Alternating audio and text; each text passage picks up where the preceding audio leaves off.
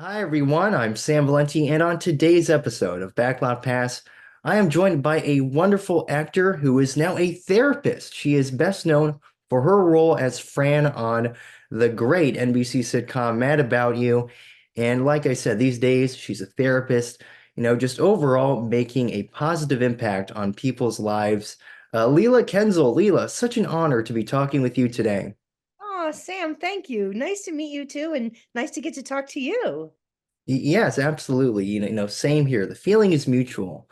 As we are now in December now, I have to ask, do you have any fun plans for Christmas coming up? I, I do. I'm going back east to be with my sister-in-laws for Christmas Day, and then I get to be my with my nieces in New York City because I'm from back east. I'm originally from New Jersey, and my husband is from East Rockaway, New York. So we're heading back east. We're going to be in the city and back in our families' homes, and really looking forward to it. That's awesome. No, that is so cool. Now I'm going to bring this up. It's kind of funny that I mentioned Christmas because I was looking through the archives of the internet and I Oh, good. noticed that you were on Oprah and you were on Oprah and you had this appearance and you're like decorating your house with like Christmas stuff. Oh my gosh, I can't believe you can find this stuff. I don't even know where it is. That is true. We had a wonderful time. Do you remember the designer's name, please, if you do? Colin Cowie. Colin Yeah. Cowie, who we ended up becoming really lovely friends with, came. We had nothing in our house. We had probably moved into our house for a year and we didn't have much of anything. And they came and and I got to talk to Oprah and meet Oprah. It was really a lot of fun. It's one of those perks you get when you're on TV. Yeah, absolutely. No, I gotta ask. So like when you're decorating your house, no, is it decorated similar to how it was in Oprah, or is it kind of change? Do you change it up a little bit? What's the decorations like now? Oh gosh, so different. First of all, we have way more furniture than we did then. We have way more things on the wall, and we now have a cat.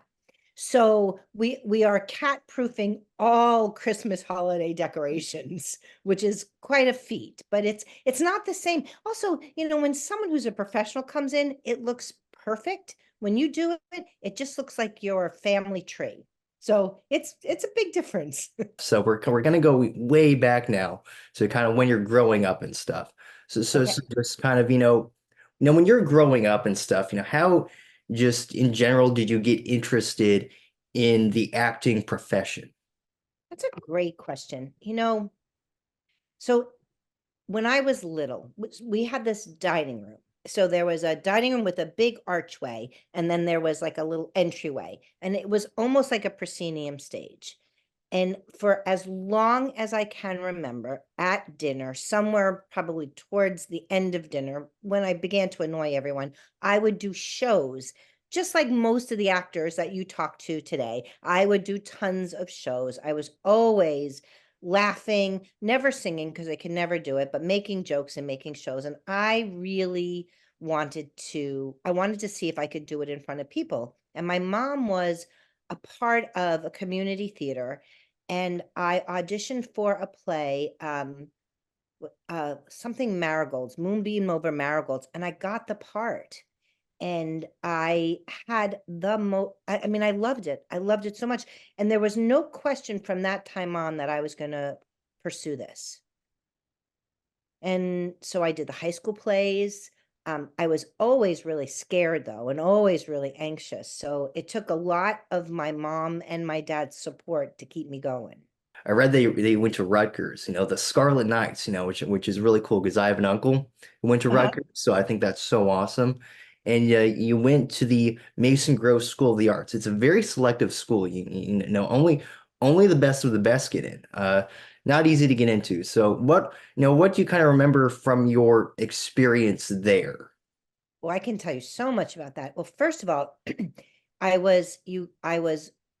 think I auditioned out of 500 people, and only 30 people were allowed to be in the freshman class. And I remember I was terrified. I wasn't even going to apply. My mom, sort of filled out the application, and I remember going and you did a monologue and some other thing, and I was really sort of overwhelmed that I got accepted. It was a very there was a lot of pressure in the school because if you didn't do well, you got cut, right? So each year you, or each every I think every half a year, probably they would do a review and you would either stay or go. By the time I graduated, only 7 people in my class graduated. Um, but it was also a kind of a miraculous school because the entire time you're completely immersed in theater. You're doing almost nothing else. You have to do a few other credits. And so I had the fortune to study with Bill Esper, who at the time still, I mean, he's passed away now, but at the time was one of the best acting teachers in the United States. And he had been tutelaged by some of the greats. And so Sandy Meisner was, I think, his mentor. And it was both a really great time, but it was also a really hard time for me because when I was in my sophomore year of college, I'll introduce the part of therapy. I was inflicted by agoraphobia, and I ended up having to leave the second semester of my sophomore year. And that was the first time I went into therapy. I began to have this terror of uh, leaving my room or leaving my classroom. And luckily, I came back a semester later and I was able to do that. But that was so both at that time, I both had my first wonderful introduction into acting in a real professional way and also into therapy, which was really so helped me back then.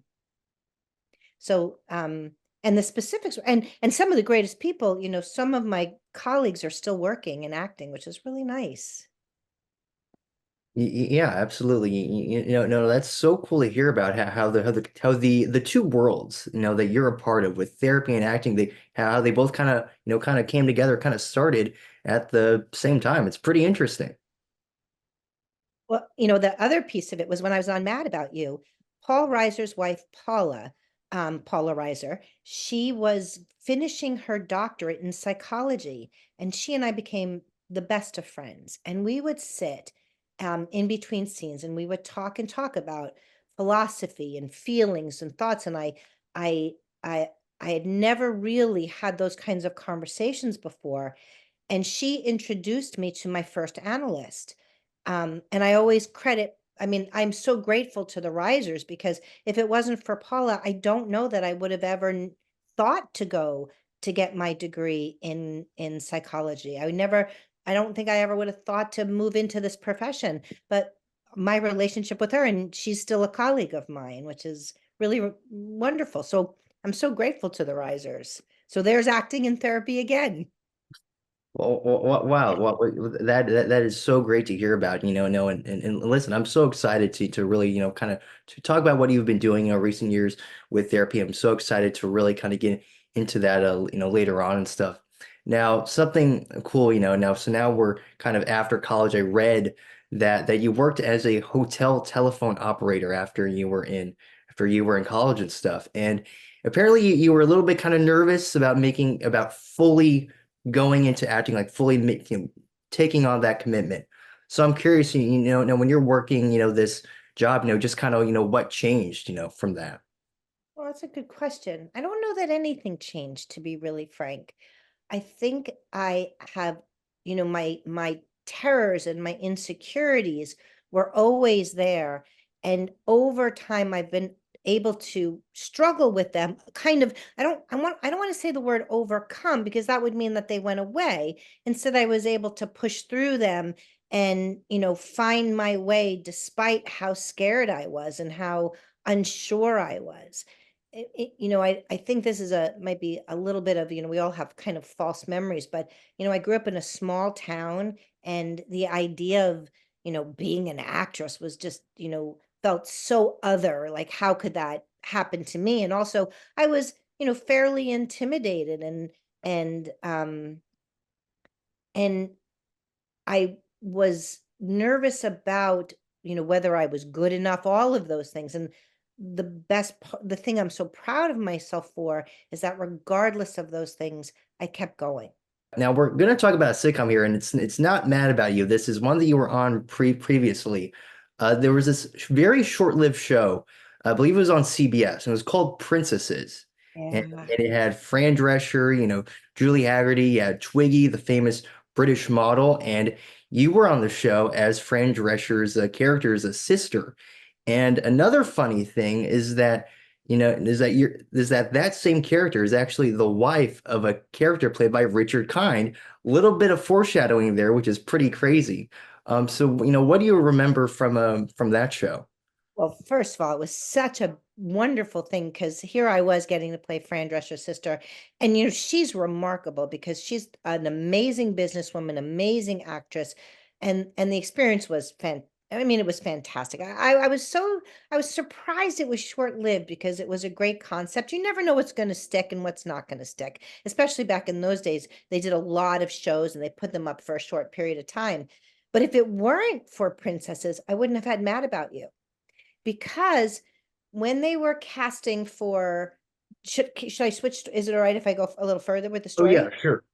Okay, so when they were casting for Mad About You, I had done this is a complicated story, but I had done a pilot with Rosie O'Donnell, and it was called Birds of a Feather, where we were sisters. And so when they did the original, when everyone was casting for Mad About You, I was not available. That's during pilot season. And I had the heartbreak of being replaced by Melissa Gilbert. She's fabulous, but they replaced me as Rosie's sister because they thought that Rosie and I were too much alike. I was supposed to be the rich sister, and Rosie was the poor sister. And so I was replaced by Melissa Gilbert, which then freed me up. So they had hired someone else to play Fran, and then they had started the pilot of Mad About You.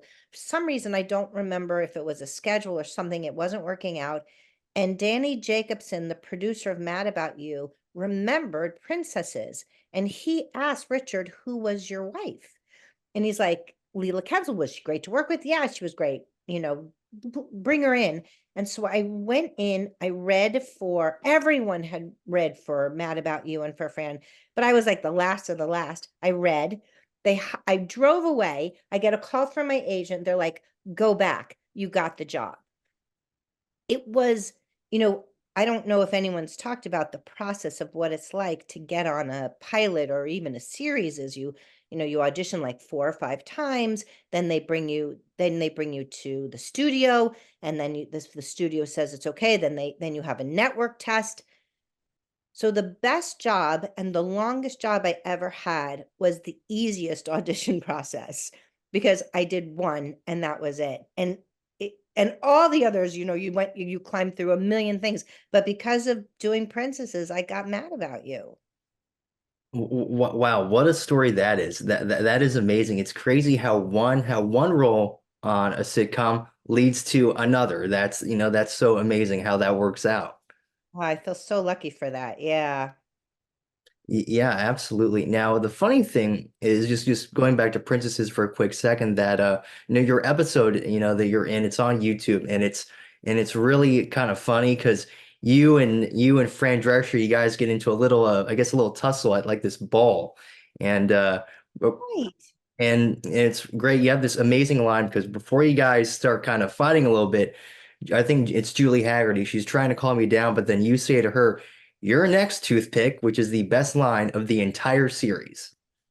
I don't remember that. That is actually a really good line. I hope I delivered it well. Yes, it's amazing. And I was scrolling through the comments on YouTube and people like they love that. So I mean, you had the best line of the entire show, which is pretty amazing. I know this is more about me, but how do you find all these things? Like you just look me up. I've never seen them. Do you just go in and look me up and then it shows all these things on YouTube? How do you do it?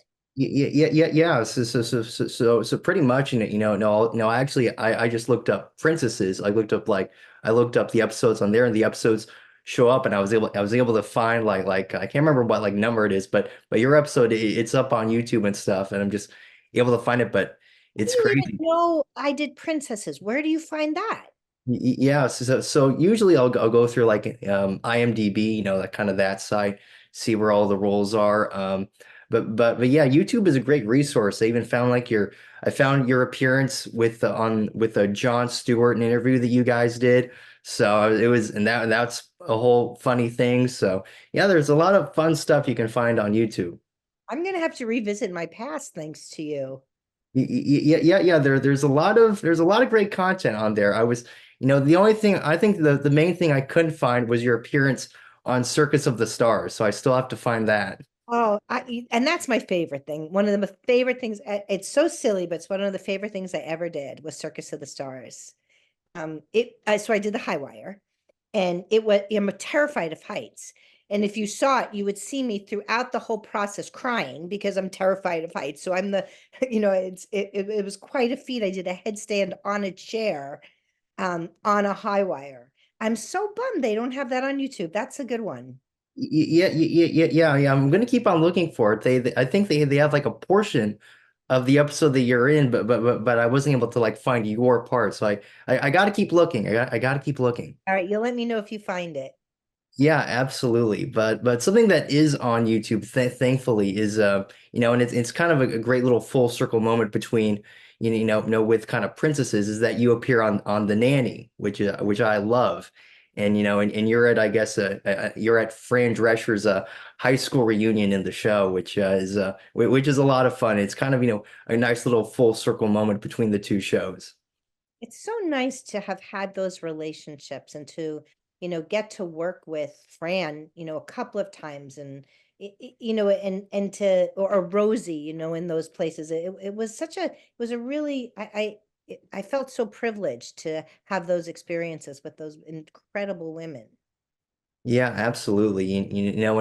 And listen, between your work, helping people out, as a therapist, and then what Fran was doing this year with all of the strike stuff, you guys are making an impact, doing great things. Oh, I hope so. That, I don't know if my patients would tell you that, but I hope so. Yes. Now after Princesses, no, we get to Mad about you, and that premieres. When you got the role of Fran, did you have any idea of what a big hit the show would become? Yes and no. So I had done, oh my gosh, I was the queen of pilots. And just to make sure people know what that is that you get a script and you shoot a pilot, which is sort of like a test. But if it goes, the pilot will go on air. And back then they used to make a lot of pilots. I might have done 4 or 5 pilots in a year, and I had done many, and none of them had gone to air. Um, so when we read the script, my husband and I, he wasn't my husband at the time. He was my acting coach. We read the script. We were like, this is a really good script. And when we shot the pilot, I thought it was really good, but you never know. You really, there were lots of things I thought that were good that didn't go, or didn't stay on the air. So I thought it was worthwhile to stay on there, but had no idea it would go for 7 years and be what it was. I mean, the show was really big, and it was just, it was a big time back then for the sitcoms on NBC because you were on Mad About You, then you had Friends, then you had Seinfeld, you had Frasier, all these different shows, the must-see TV stuff, and you were right in the middle of it all. Isn't that amazing? It's an interesting thing because in now over time, Friends and Seinfeld and even ER or Frasier, they're much more well known than Mad About You. For some reason, Mad About You didn't find the same afterlife as those shows. I think it's, I think I may be biased, but I think honestly, it's a really wonderful show. It's an intimate show. But to be part of Must See TV was really, it was a thrill. It's still, I it was one of, I don't want to say it was one of the best times of my life because I've had many different times that were great. It was a different time in my life, but it was a really fun time in my life. Yeah, absolutely. When your character, no, she goes on quite the journey throughout the show. From leaving the PR firm, to be with family, and then of course there's the whole divorce storyline. There's like so much that happens with Fran in the show.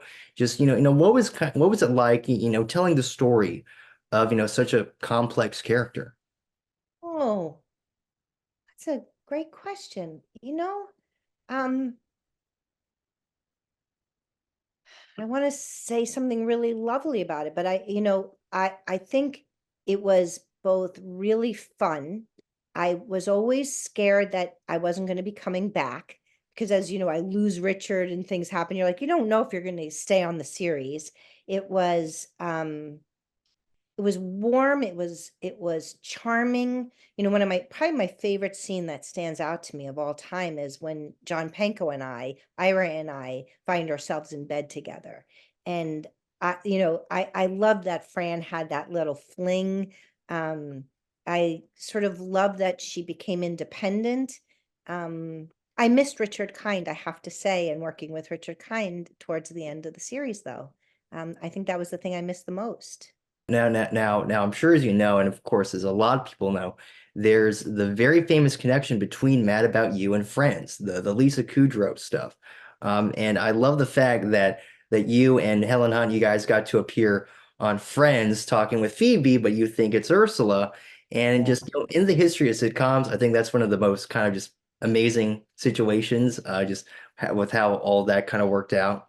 I'll share with you the story. So Lisa and I became good friends, and when she had, I think everyone knows that she was cast in Frasier, and then she was replaced by Perry Gilpin. And um, I remember we were sitting in our dressing room, and we were talking because she had just got cast in Friends, and she'd been really, it can be really crushing to be replaced. And she got cast in Friends, and we were talking about it, and she was sort of excited, but cautiously optimistic. And then for it to turn into what it did is as it should have is was wonderful. But I remember that time so clearly of the heartbreak of losing Frasier, and then the her like, I think this is a really good show, Friends. And here we were sitting talking about it. And then for it to become the iconic show that it did it was nice to get to be a part of that time. Yes, yes, for sure. Absolutely. Now there's actually another sitcom that you were on. Now this show was on UPN, and there is one episode that I was able to watch. It's Only available. one. Okay. Yeah, it's the first episode. And there's a lot of people who are still trying to find the other episodes, which is kind of funny. But Are they? yes, yeah. There's a lot of people who are really trying to find the other episodes of this show. But Oh. only the first episode has been found.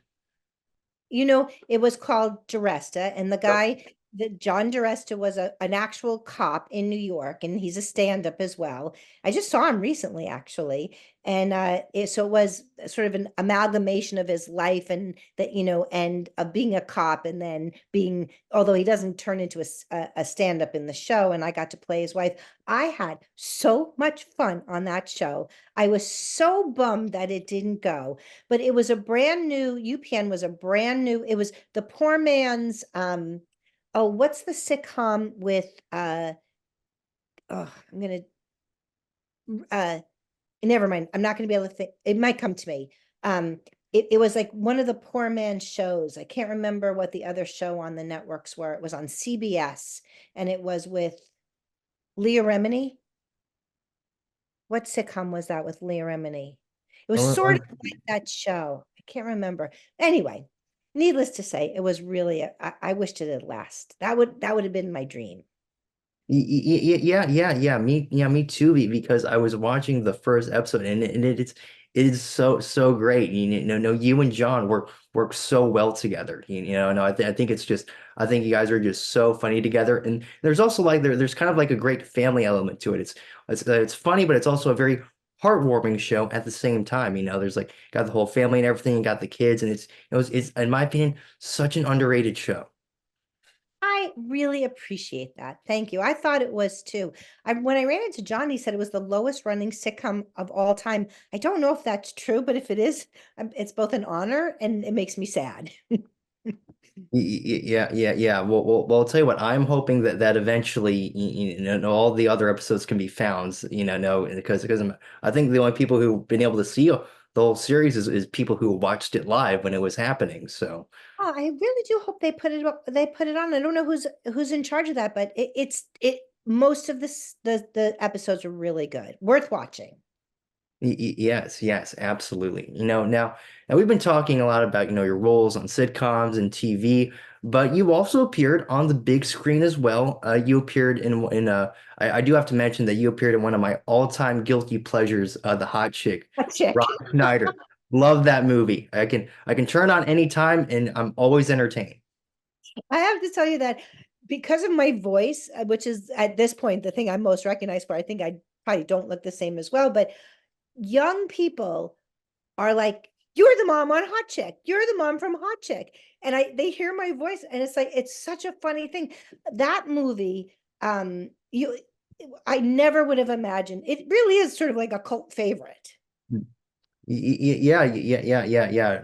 I mean, for me, it absolutely is. It's one of those movies that whenever it's just on TV, I just have to watch it. I drop everything. It's like okay, time to watch Hot Chick again. Never gets old. So glad. It was really a fun little movie. It was a little movie. It's not a little movie, but for me, I was there for I think for 6 weeks. And once again, Rob Schneider was fantastic. Such a wonderful man to work for and with. And I had a great time. And I think I'm more well known for Hot Chick than Mad About You most of the time. You appeared in this in Other People's Money. This was in 1991, and there's a photo of you out there. It's on the internet, and you're talking with Gregory Peck, which is so cool. So I have to ask, what was it like getting to work with him? What kind of memories do you have of just kind of conversing with him? I have really lots of memories of it, actually. It was one of my first bigger things to do. And so I was really, I was a fairly new actress, relatively speaking. And here was this legend who I spent a fair amount of time talking to him and asking him questions and just getting to know him. But he was a unbelievable professional. He was one of the kindest people I've ever met. And one of the things I remember most is we would be in, different locations and there'd be fans and he would, they'd ask for autographs and, there's always security around and they're like, no, no, no. And he goes, no, no, I am where I am because of these people. And he would engage with all of the fans. He would sign everything he possibly could. We talked a lot about what it was like. He talked a lot about his time in the business with me. And, he talked about being humble. So it was like being with someone who was trying to teach me and his experience to make me a better person as as if my career got better and I really admired that man. He was really lovely. Wow, wow, that's really great too. It's really great to hear about, know that you were able to have that experience, and really get some great advice from a legend like himself. I mean, that's something so cool. That's amazing. I feel so gifted by that time. Yes. And I was friends with Penelope Ann Miller and thanks to her, like I have so many people to be thankful for. She sort of recommended me for the movie, and Norman Jewison auditioned me. It was a tough role to get because he thought I was too young, and I was like, nope, I want this job. And so I also feel really grateful to Penny for that as well. So your last acting role, it was in 2003. And then kind of being a therapist would become your full-time job. So kind of how did you come to the d decision to kind of put acting in the rear view mirror and then fully pursue, being a therapist? How did that decision come to be? Well, it's kind of it was a long time coming. I think there was a strike coming, and as well as I was turning 40, and I was really interested in what was happening in my mind and in the way I was thinking about things. And so I decided to take a class in clinical psychology. At a university, and I thought I would just take one class, and then I took a second class, and I thought, well, and then I became a part-time student. I literally the whole time I was still working and I was still auditioning and I was still acting. In fact, I did I did a movie before Hot Chick. What was the movie I did before Hot Chick? Do you remember? It was a mystery movie. I got hit by a car. I'm terrible with the names, but needless to say, I was in school while I was doing that movie. I was studying. I would bring my books, and what truly happened is I had no idea I would morph into just wanting to do that and only do that. And so I graduated. I was still working. I saw patients at a clinic. And when I finally got my license, that was the day my manager and my agent knew it. I called them and said, "That's it. I'm done." And I haven't acted since. And I've been a therapist and seeing patients since then. So it but there was it felt like a natural evolution going from one to the other. It was like I'd also, to be frank, I had stopped wanting to act. Um, I would get scripts and I just didn't want to work on them. I wasn't so interested in doing shows. So so the two things sort of shifted together. It wasn't always so smooth, but it was as if I was growing into becoming a therapist and I didn't know it at the time. Mm. Does that make sense? Yes, absolutely. No, I'm curious kind of in what ways would you say that your experience in the entertainment industry, in what ways did that experience help you, with, the work that you do as a therapist today? Well, at the most rudimentary part of it is that when you're an actor, I was trained to really listen and then to respond, even if it's with a script, to respond truthfully. That's the whole idea, right? And so one of the things that I was well trained at, and I was ahead of the game, was to listen, and to listen on a level of a kind of understanding. Like when you're thinking about playing a character, or you're responding to another character, you know you're thinking on many levels, and you're wondering about what happened in the history of that character, what happened in the history of the other character. And for many, so I was ahead of the game in analyzing behavior, analyzing thought, and then responding truthfully.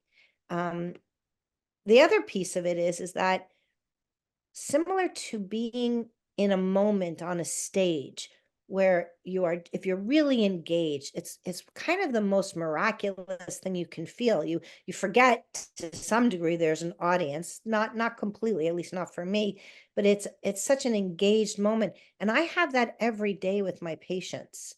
It is so intimate and personal, and I think that acting is very intimate and personal. When you bring these people in, to kind of help them through their issues, just kind of, like kind of, how do you come up with a plan for like each person, know that you're going to help out? How do you go about that? Like what's kind of the process No, like? that isn't something. It doesn't quite how I work. It doesn't work that way. The person comes and they have a distress, or they're trying to think of something, and I'm trying to help them understand who they are. I also try and help them think about the things that they know that they don't know they know about themselves. But I'm not I'm not a strategist. I'm not there to design a plan for them in that way.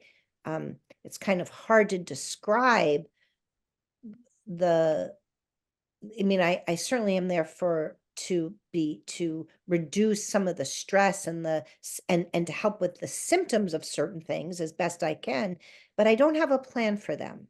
It's not exactly how I work. I'm more there to help them think so that they have more choices available to them. I certainly don't leave them in the lurch, but I think it's harder because each case is different. People need different things or want different things when they come, and um, but it is I think a good process for most people that in my experience. Yes, absolutely. And then, I mean, what would you say is the most rewarding thing about the work that you do? Well, for me, first I'll be selfish. The most rewarding thing for me is I spend time with really remarkable people. My day is spent with people engaged in intimate conversations, and there's nothing for me better than that. Um, I think the other piece is that I do get to see people grow and develop and have symptom reduction if they're depressed or anxious, or find better ways of living the life they want to live. And that is, there's nothing like it. And the companionship, and I don't mean it like they're my friends, but the idea that I get to be someone by their side going through what they're going through and helping them as best I can. It's pretty fantastic. Yeah. Yeah. I mean, that has to feel, so good, when you're helping these people and you're able to see them, you're able to see their growth, you're with the way, you're able to see them, develop and stuff.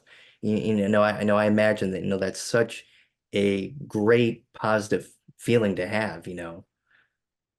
It's a great experience to get to live with. It like on a my day is spent um being thinking with people about the things that you know are troubling to them or important to them, and trying to make some kind of sense out of what kind of lives they want and how to go about getting it. It's great.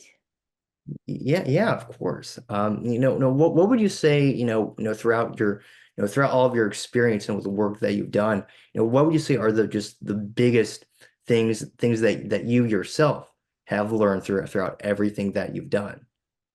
Oh my gosh, Sam, that's an incredible question. Let's see what I can think. Well, I guess the greatest lessons um are the greatest things, I guess, is first of all, I'll go back to what I said in the beginning of our interview is that anxiety or fear will always probably be there. And this is sort of seems sort of stock, but the idea is that despite that, how can you move through it? Like, how do you keep having the things you want? Also, the other ideas is that we have agency. We may not like all the choices we have. We may actually end up with two crummy choices, but we still have choices. And that to me is really comforting, and I think it's been really helpful to me to know that I mostly always have a choice.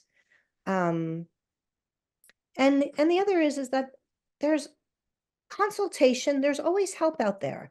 In the same way that I said in the beginning when we started to talk, people want to say yes. People want to say yes often more than they want to say no. And I think that I've seen that over and over again, and I really appreciate that. Now, I do have to ask, have there been ever any situations, where you have had like fans as patients before, where people will recognize you from like Mad About You or something? Sure. You know, I will tell you, the first patient when I was an intern, the first patient I ever had, I walked into the room and she goes, "I know exactly who you are." And of course, it was closer to the time, and I was still acting at that time. And I was like, "Wow, here we go." And so I live in California, and so only we make the joke, only in California is one of your, is your therapist someone that you actually were watching on TV. Um, some patients have no idea, and they just don't. Many some I've had a patient who I'd seen for several years, and only somewhere in those several years did they ever mention that they knew that I'd once been an actress and they had seen my show. Just the other day, I was in a session, and my patient knew I was an actress. In the days of computers, you look someone up and you can't help avoid that they're going to see the connection. And she has avoided, for good reason, seeing my work, but she ended up seeing a part of Mad About You, and we talked about it in session. So, but I can tell you that it fades away pretty quickly. So it might be a moment at first, or even a session at first, but it pretty much goes away, and then we just start to be therapist and patient together. So it hasn't, so far, I haven't experience it hindering the relationships, which I'm really glad about. Hey, I'll say this, that's great to hear about. No, obviously, I think it's great that your great work in acting is still being recognized, but also at the same time, I think it's great that it's not like, interfering, with the amazing work that you're doing today. So that's really good to hear about. Yeah, it's really it's always a little surprising. I think when it gets brought up, internally I get a little wee in my heart, like, how is this going to go? But it's been really fine. I'll share with you. So when I was an intern, Marsha Cross and I were in grad school together. She and I did a movie of the week together years before. We discovered each other. We both went to grad school, the same grad school, and then we both started our internship together. So it was me and Marsha Cross who were at this place. So, you didn't know if you were going to get someone. She hadn't been doing uh, Housewives yet, but she had done many other shows. And so you didn't know if you were going to get the girl from Mad About You or the girl from 90210. I think she was on. So but here we were, only in California could that happen. She eventually stopped and did the series, but she and I talk about it, and we both were so glad we went through training together. It was really fun. Wow, wow. How about that? No, like, no, like you said, only in California, right? California. Could your therapist be Marsha Cross or Leila Kenzle? Yeah. Just kind of in general, if there's any aspiring actors who happen to be watching this, what advice, would you have for them? I've come from a maybe a different state now, which is that it's it it's important to pursue and to pursue fully. And at the same time, you have to be careful because you have to know that there's a future you. So you still have to put a roof over your head. It's a hard thing to do because while you're doing it, you have to put food in your mouth, a roof over your head, and you have to think about, how do you want to live? And it's not my concern always about acting in the arts. And I think if you're an artist, you're an artist. You kind of have to do what you got to do, but you have to be careful because you have to be able to take care of yourself. And that's always the dilemma in when one is pursuing something that is, you know, pretty hard to attain, and for most people pretty hard to sustain, putting a roof over your head and food in your mouth while you do it or during it. And so, I think I think it's important to cultivate both the artistic side and the practical side of oneself.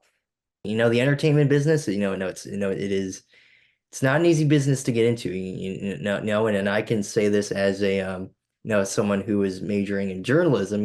No, I think that both, industries, at times they can be pretty cutthroat, and stuff, and they're not easy. So, I can definitely sort of relate to that kind of stuff. Well, and I think this has been said to you in these interviews before because I've listened to them. I think it's really impressive, and I think what you're doing by being persistent, by reaching out early on to put this together, I think that's so wise. It says a lot about you, and I think it's a good example. I think you're a good example for young actors or young people. Like, you are doing whatever you can. You still got schoolwork, and still you made it work to get these interviewers, and you're putting them together. I think you're a really good example of the kind of, and by the way, I heard this in your other interviews. You do the work, you research, you look things up, you have things to say. You're not just coming willy-nilly. Um, I think you're a very good example of the kind of work, and I suspect this is a lot of work, isn't it, to do? Yeah. I don't really consider it work because I enjoy it. I think it's a lot of fun. I love doing the research and stuff. But yeah, definitely, it definitely takes time. And just any time I guess I have in between classes and homework and whatnot. But and I love that you said it. It doesn't feel like work because you enjoy it, but you've decided to do something and you decided to do it well. And So I think you're a wonderful example of what the kind of dedication and anything you decide to do, most things need you need to commit to it, and it doesn't come easily. That's not a bad thing. I don't think that's a bad thing. I really love, I'm sort of like you. I have worked my whole life. I shell, did clams, what I think it's shell shock clams or whatever. I opened clams, I cleaned houses. I always was glad that I had a job. I like to work, and work is a good thing. So the other thing is if you're going to do it, just know you're going to spend a lot of time pursuing something that may not give you something back. So you have to like the work you're doing to get what you want. I just think of it as a fun hobby, something really fun I get to do. Connecting with people like you. Oh, that's so nice. Well, it really is. First of all, it was a compliment. So I have to thank you for reaching out. I haven't done an interview since 2001, probably. So it was very fun to have someone recognize, be like, oh, you're an actress. It's like, that was very cool for me. So thank you.